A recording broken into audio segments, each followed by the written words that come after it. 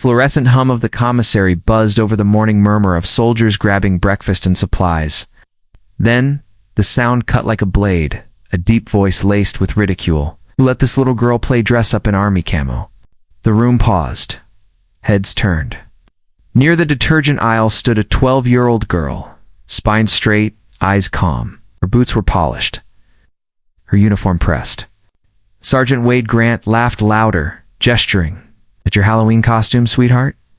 People chuckled nervously. The girl didn't flinch. She simply stared back, steady and unblinking. What the sergeant didn't know, not yet, was that this wasn't just cloth stitched with a name. It was legacy. And today, he was about to get schooled by a ghost in child's form. Her name was Harper Spencer, and she wasn't like most kids. She didn't run, she marched. Didn't slouch, she stood. She was the daughter of Captain Sarah Angel Spencer, a Silver Star sniper who never missed, till that day in Afghanistan 3 years ago when a mortar round made her a memory. Since then, Harper had lived on base with her father Ryan, once an Army Ranger, now a janitor, who kept the place clean and kept his grief quieter. Harper insisted on wearing her mother's uniform on this day, the anniversary of Sarah's death. Ryan resisted, said it might upset folks. But Harper just looked him in the eye and said she'd want me to wear it. So she did. Camouflage fit her like history, sleeves rolled to regulation, name tape reading Spencer, and inside that little girl's chest, a storm brewing and absolute silence. Sergeant Grant wasn't a bad man, but he was the kind who didn't think twice before barking. 6 feet of meat and muscle, 20 years in uniform, loud enough to command a room, sharp enough to know when he was losing one. When his eyes landed on Harper, he saw an opportunity, a joke waiting to happen. "Hey, princess," he barked. "This ain't your Barbie dream house. This is Fort Baker." Harper stood still. "Sir, I know where I am." That didn't stop him. "You think you earned that uniform? What did your mom do?" Type reports. A silence fell. Harper's jaw tightened. "She was Captain Sarah Spencer," she said. "Army sniper, gay in 2021. Some of the soldiers stirred, recognizing the name. Grant didn't flinch. "And I suppose she taught you how to shoot, too." Harper looked up at him, steady as steel. "Yes, sir. She did." "Yes." Grant laughed again, a harsh barking sound meant to entertain the growing crowd. "You hear that, boys? Little Miss Spencer wants to show us what Mommy taught her." Harper didn't blink. "If you'd like me to demonstrate, sir, I'd be honored." The way she said it, quiet and polite, made it hit harder. Grant tilted. His head, "You serious?" Harper nodded once. Her father, watching from the edge of the aisle, stepped forward. "Maybe now's not the time," Ryan said, but Harper shook her head. "Dad, it's time." Grant clapped his hands. "All right, then, let's take the child prodigy out to the range. We'll see what kind of magic fairy dust her sniper mom sprinkled on her cereal." The group, now a dozen strong, followed the sergeant out the door, half amused, half uneasy. Harper walked calmly beside them, her boots clicking in time with destiny.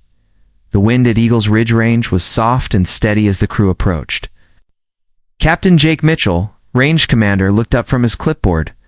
"What's all this?" Grant slapped his back. "Special exhibition. Kid wants to show us she's the next Carlos Hathcock." Mitchell raised a brow. "With whose permission?" "Mine," Grant said. Mitchell hesitated. Harper stepped forward. "Sir, I've been trained in safety and handling. I'd like to demonstrate respectfully." Mitchell blinked, caught off guard by her composure. "You ever fired an M4?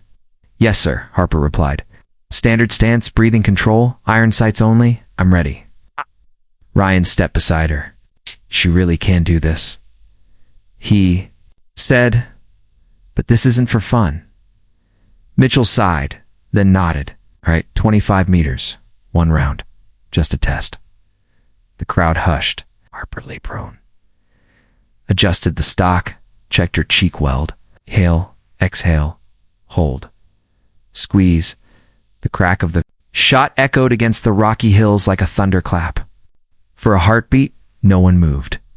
Mitchell raised his binoculars. The bullet had hit dead center. Center mass, he said slowly. Good shot, Grant snorted. Beginner's luck. Yeah, but his voice cracked just a little. Harper stayed prone. Not reacting, just breathing. Mitchell frowned. Can you group 5? Harper answered. Yes, sir. Grant folded his arms. Let's see it then. 5 rounds. No excuses. The girl nodded, adjusted her grip, and fired again. 1, 2, 3, 4, 5. Each shot rang with the kind of calm that only comes from muscle memory. Mitchell checked the target, then looked back at Grant. Single grouping, 1-inch spread. That's expert level. The silence that followed was louder than any applause. Even the wind paused, as if out of respect, from across the range. Another figure had arrived. Staff Sergeant Nina Price, sniper instructor, 2 tours, eyes sharp as rifle glass. She'd heard the chatter and came to see for herself. What going on? She asked Mitchell. Kid's got hands like her mother, he replied. Price turned to Harper. Harper Spencer. A pause. Price blinked. Spencer. Sarah Spencer. Harper nodded. Price stepped forward. Angel, 6, 75th Rangers, she said softly. Your mom saved my life outside Kandahar. Gasps rippled. Grant looked suddenly very small. Turned to the crowd.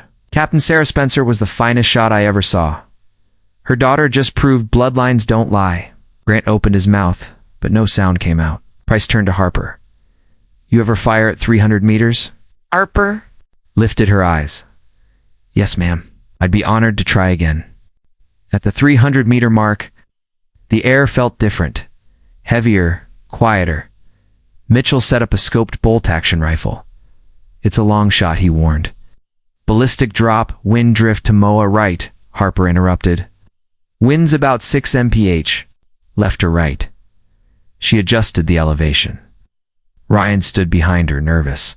She whispered, I got this, Dad. Prone again, breath steady, the world shrank. Through the scope, the target looked like a coin against a canvas. Silence fell. 1 breath in, 1 out. Hold, squeeze. The rifle barked once. Mitchell checked his scope. His lips parted, then closed. Bullseye. 1 inch, off center. From 300 meters, Grant staggered. Price raised her brows. It's not a fluke. That's generational. The silence broke, not with applause, but with respect. Nods, stares, a new kind of silence one earned. Price walked forward, eyes locked on Harper. Your mother was a legend, she said. Today you honored that. Harper nodded, still breathing through the adrenaline. Grant stepped back, eyes avoiding the crowd. No more jokes, no more sneers. Just a man who'd seen something he couldn't explain. She's got a gift, Mitchell murmured, or a calling. Harper stood, dusted herself off. My mom taught me to shoot, she said. But she also taught me to stand up. Soldier nearby, one who had laughed earlier, now stepped forward. He stood at attention, then saluted. One by one, the others followed. No one said another word. They didn't have to. The salute said everything. Just when it seemed the story had peaked, a low thrum filled the sky. Helicopter blades, black. Hawk descended over the ridge. Soldiers scrambled to form ranks. The doors opened. Out stepped a woman in full dress blues. Lieutenant General Bailey, someone whispered. Pentagon brass. Bailey walked with purpose, silver hair glowing under the sun. I heard there was an extraordinary shooting demonstration today, she said. Price nodded toward Harper. Bailey turned to Miss Spencer, she said. You may not know this, but your family has history. She opened a folder. Your grandmother, Chief Warrant Officer Margaret Spencer, was one of the Army's first deep-cover female snipers. Your ability? It's not just talent, it's legacy. Harper's breath caught. She looked at her father, stunned. Alive? General Bailey smiled gently. Alive, and on her way here now. A second chopper approached. Dust kicked up around the tarmac. The crew saluted as the door opened, and out stepped a woman in her 60s, tall, composed, silver hair, cut short, eyes scanning with tactical precision. She saw Harper, and her expression softened like melted steel. "You look just like your mother," she said. Harper stepped forward. "You're my grandmother." "Yes, sweetheart," Margaret said. "And I've waited my whole life for." This moment embraced 2 generations, bridged by silence, sacrifice, and service. Soldiers around them stood quiet, some wiping eyes, others just watching history fold in on itself like a flag at sunset. Inside the range control room, Harper sat across from her grandmother and General Bailey. The conversation was no longer about one shot. It was about the future. "We'd like to offer Harper entry into the mentorship pipeline," Bailey explained. "She's young, but this kind of natural ability, it can't be ignored." Ryan raised a hand. "She's still a child." Margaret nodded. "And she'll stay one with your permission. But she deserves training, protection, guidance." Harper wide-eyed whispered, "Would Mom have wanted this?" Margaret smiled. "Your mother started preparing you the first time she handed you a rifle." Harper looked down at her calloused hands. "And I'm ready." Later that evening, as the sun dipped behind the mountains, Harper and her father walked the quiet path home.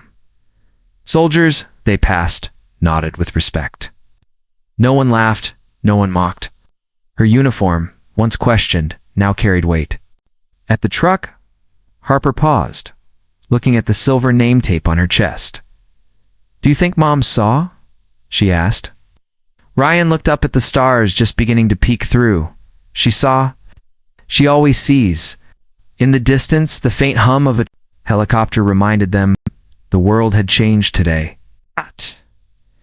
Not because Harper demanded it, but because she earned it. One shot at a time.